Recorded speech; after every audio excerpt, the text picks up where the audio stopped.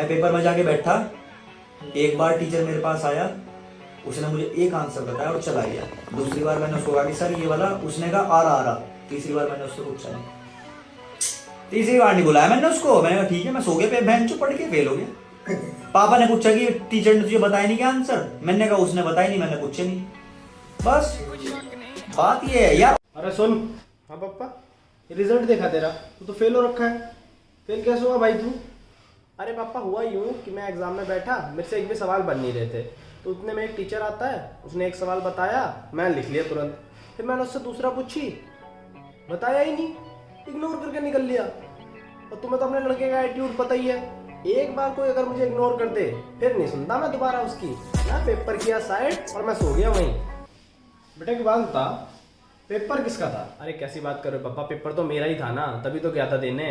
तो छोरी चोद के, जब पेपर तेरा था तो आंसर बताने मैं आऊंगा या वो टीचर तेरे बाप का नौकर लग रहा है जो आंसर बताएगा? है ये बता पापा, बता तो सही, आंसर डायलॉग तो कौन बताएगा? आंसर वो बता।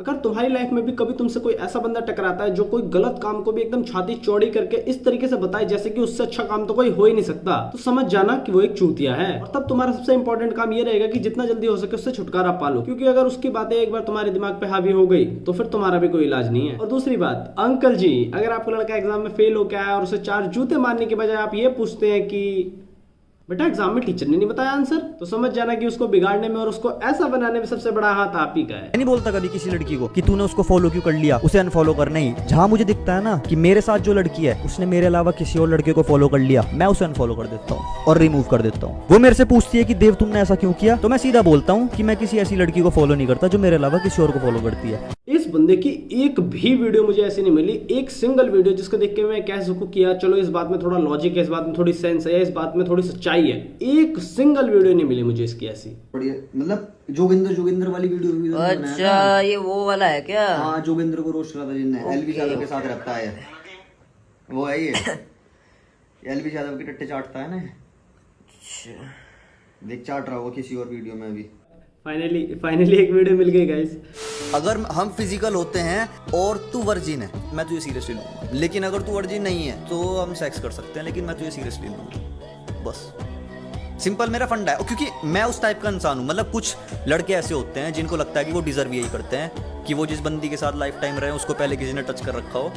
बहुत सारे लड़के ऐसे हैं, लेकिन मेरे को ये चीज़ फील होती पर्सनली, मैं नहीं रह सकता। मेरा दिमाग होता है खराब सोच के कि कोई इस दुनिया में एक बंदा ऐसा है जिसने इसे टच कर रखा है, या कोई इस दुनिया में बहुत बंदे ऐसे हैं जिन्होंने इसे टच कर रखा है। मैं बता रहा हूँ, ये वही लोंडे जो ये सोचते हैं कि अगर लड़की ने सेक्स कर लिया तो अब वो बेकार हो चुकी है, लेकिन किया तो मैंने भी था, पर मैं तो नहा के आ गया, मैं तो वापस वर्जिन हो गया। भाई तू क्या बोलता है, थोड़ा सोच के तो बोला कर। मान लिया अगर यही सेम चीज अगर लड़की भी सोच रही हो तो तेरा क्या होगा? पूरी जिंदगी में तुझे कोई नहीं मिलेगा इस हिसाब से। और यही चीज बंदियों पे लागू होती है। अगर तुम्हारी बंदी तुम्हारे साथ होते हुए किसी और बंदे के टच में है ना, इसका मतलब वो तुम्हारी बंदी नहीं है, वो एक बैकअप प्लान तैयार करके रखे हुए है तुम्हारे जाने के बाद। मैं तो बताता इसकी प्रॉब्लम क्या है। ये सोचता है ना कि ये दुनिया की सारी लड़कियों के बारे में जानता है, मतलब दुनिया की जितनी भी लड़कियां हैं ना, ये उनके बारे में सब जानता है कि लड़कियों को कैसे काबू किया जाता है, लड़कियां कैसे होती हैं, लड़कियां क्या करती हैं वगैरह वगैरह, ये सारी चीजें जानता है। और दुनिया की कोई सी भी लड़की हो ये उसे 2 मिनट के अंदर अंदर पटा सकता है। और दूसरा ये सोचता है अगर कोई इसकी बंदी है ना तो अब उसे इसके इशारों पर चलना पड़ेगा, अगर नहीं चलेगी तो इसका मतलब वो उसे चीट कर रही है। अगर मैं 2 बजे रात को कॉल करता हूँ तो तुझे कॉल उठानी है, कुछ भी हो जाए तुझे कॉल उठानी है। अगर तूने नहीं उठाई इसका मतलब है कि तू मुझ पर चीट कर रही है, ब्रेकअप। अगर तू मेरे साथ कहीं चल रही है ना तो तेरे दोनों हाथ बिल्कुल के साइड में होने चाहिए ताकि तो सिर्फ मुझे देख पाए, और अगर तेरा एक भी हाथ हटा इसका मतलब तुझ पे चीट कर रही है, ब्रेकअप। चलो बेबी मूवी देखने चलते हैं। अगर तू मेरी बंदी है तो तू सिर्फ मेरी मूवी देखेगी और किसी की नहीं। पर बेबी तुम्हारी तो कोई मूवी नहीं है। हाँ, तो इसका मतलब है तू कोई मूवी नहीं देखेगी। अगर तूने कोई मूवी देखी इसका मतलब तू मेरे पे चीट कर रही है, ब्रेकअप। और वो तुम्हारी गांड में घुस रहा है, जब तक तुम अपनी गांड का छेद खोल के नहीं खड़े होगे ना, कोई तुम्हारी गांड में नहीं घुस सकता। तुम गांड का छेद खुद खोल के खड़े हो और फिर कह रहे हो दुनिया मेरी गांड की मार रही है।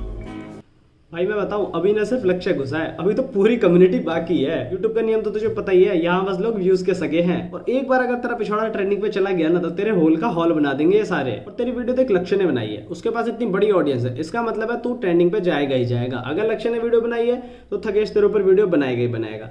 थकेश ने बनाई तो धीरू मोंचिक बनाएगा। उसने बनाई ट्रिगर्ड भी बनाएगा। ट्रिगर्ड ने बनाई कोई ना कोई छोटा क्रिएटर और बनाएगा, उसके बाद भी बचा तो वो भी बनाएगा, और सबसे नीचे तो मैं बना ही रहा हूँ। तो इसका मतलब है 99% चांस है कि तेरे पे वीडियो बनेगी ही बनेगी। जैसे ही मैं उसके क्लोज जाने लगा उसने मुझे धक्का दे दिया। तो जैसे उसने मुझे धक्का दिया मैंने हल्का सा भी इंसिस्ट नहीं किया उसको, अरे यार ऐसा क्यों, मतलब ये वो, मैंने सीधा कहा ठीक है ओके लीव। और जस्ट उसके 1 सेकंड बाद, being a gentleman should always be a priority.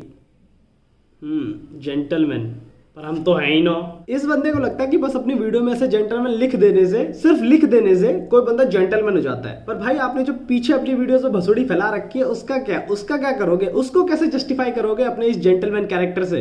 अगर मेरे सामने कोई ऐसा लड़का आएगा जिसकी बंदी एक्सट्रीमली हॉट है और वो मेरा दोस्त नहीं है, मैं उसे दिल से कुछ नहीं मानता, ना वो मेरा भाई है, उसकी बंदी एक्सट्रीमली हॉट है और वो एक चूतिया है, मैं उसकी बंदी छीन लूंगा रिगार्डलेस।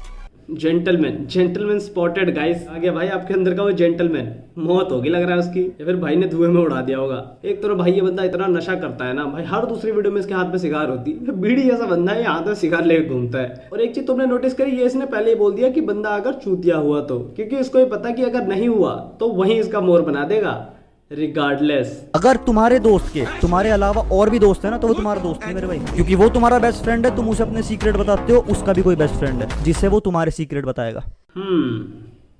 ये बात थोड़ी सही लग रही है, काम करता हूँ लिख लेता हूँ ये बात। अगर तुम्हारे दोस्त से ज्यादा है ना मेरे भाई, ठीक है, तो तुम बहुत गलत जी रहे हो। अरे भाई अभी तो तुमने बोला एक ही होना चाहिए, अभी 2 हो गए यार, अभी बोला यार चूते। वो मुझे बोलती है कि मुझे चाहिए देव केयरिंग, पैम्परिंग, और वो सॉफ्ट लड़के होते हैं ना थोड़े से, मुझे वो बहुत अच्छे लगते हैं। और मैं उसको बोलता हूँ, भाई से बोलता है कि सेम, मुझे भी सेम ऐसे ही लड़के पसंद है। दोनों की सोच कितनी ज्यादा मिलती है, चलो अपने अपने लिए लौंडा ढूंढते हैं। और क्या प्यार, वो प्यार है बहन चो है, प्यार नहीं होता मेरे भाई, प्यार नाम की कोई चीज नहीं होती। मैं तुम्हें बताता हूँ तुम्हें क्या था, लगाव, एडिक्शन। पूरी हिंदी इंग्लिश डिक्शनरी में ना लगाव का मतलब एडिक्शन कहीं नहीं होता है, लेकिन इस चूतिया को कौन समझाए, क्योंकि इसी सब्जेक्ट में फेल होके आया था, अभी इसने एडिक्शन का तो लगाव लिख दिया था। सो है we come to the end of the video guys, thank you so much watching the video. आपको तो वीडियो तुम्हें अच्छी लगी होगी तो लाइक कर देना। मिलते हैं फिर नेक्स्ट वीडियो में, टिल देन टेक केयर।